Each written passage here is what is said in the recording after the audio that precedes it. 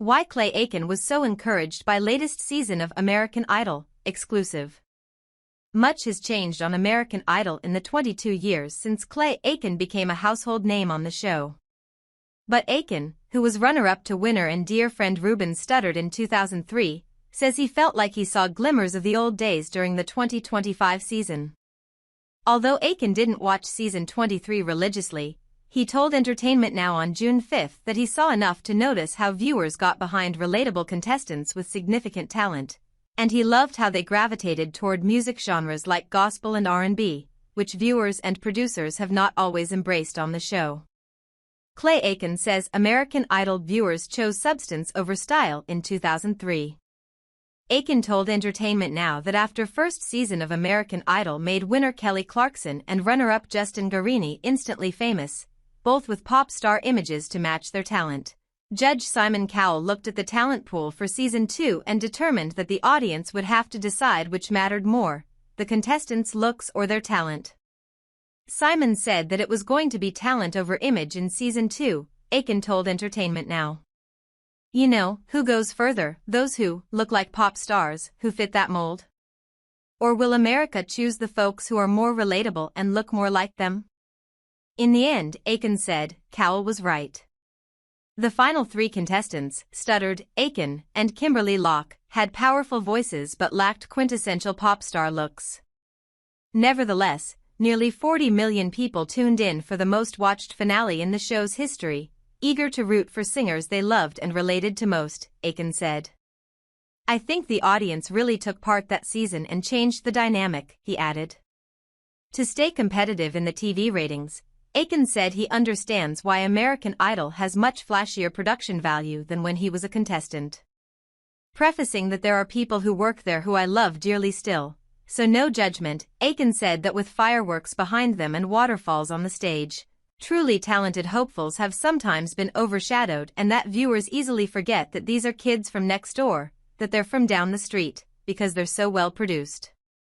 But in season 23, Aiken noticed a shift. He praised the decision to stage a faith-based Easter special to appeal to the show's core audience in Middle America. He also celebrated seeing finalists who represented a diverse span of music genres and backgrounds, much like on his season. Roberts, for example, is the only black male winner since Studdard, and also the first dad ever to win American Idol, with 3 daughters back at home in Meridian, Mississippi. Aiken told Entertainment Now, I think in some way, the fact that the audience said we want the guy who we relate to kind of goes to show that networks don't always know what audiences want.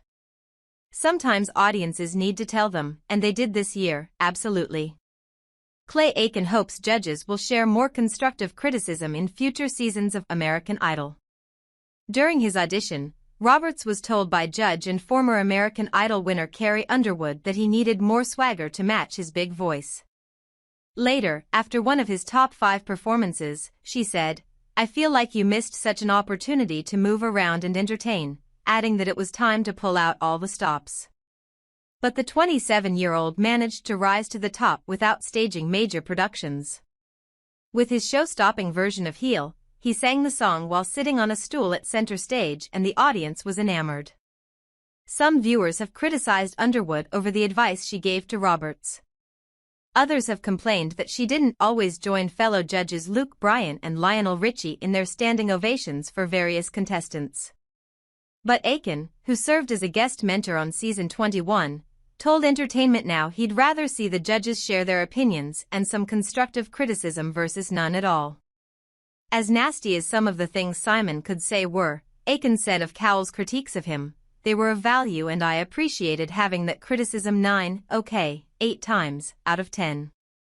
The fact that Carrie gave Jamal some criticism is actually great, he continued, because it's not something that has been happening on Idol in the last 8 years or so, and I feel like that was missing. Maybe that's why more people voted, because they heard Carrie kind of giving that constructive criticism and wanted to weigh in. Aiken joked that he's felt at times, especially since American Idol moved from Fox to ABC in 2018, that the judges are simply there to hold those chairs down, because after everybody performed, it's like, you're a star. That's great. You're great. That was wonderful. That was the best. I'm like, why? What? What are you here for? Like, there's a happy medium, folks, between telling somebody that they need to sue their music teacher and telling them that they're wonderful. Aiken laughed. There are constructive things that I still want after, 22 years in this business. Clay Aiken has new music coming in June 2025. Aiken's first non-holiday single in years, a new version of Measure of a Man, is due to be released before Father's Day. Aiken told Entertainment Now that the thick skin he developed on American Idol, from the judges, press, and viewers, still serves him well today, because he's open to constructive criticism from colleagues he trusts. He explained, even as we re-recorded this new version, I begged my producers, you have to just be strict as crap with me in the studio, make sure that you're writing me and telling me what I do wrong. Because if we put it out, and people are like, what happened to Clay? He sounds old as hell. Whether competing on American Idol or recording music 2 decades later, Aiken said, I think it's important to surround yourself with people who will be constructive and honest.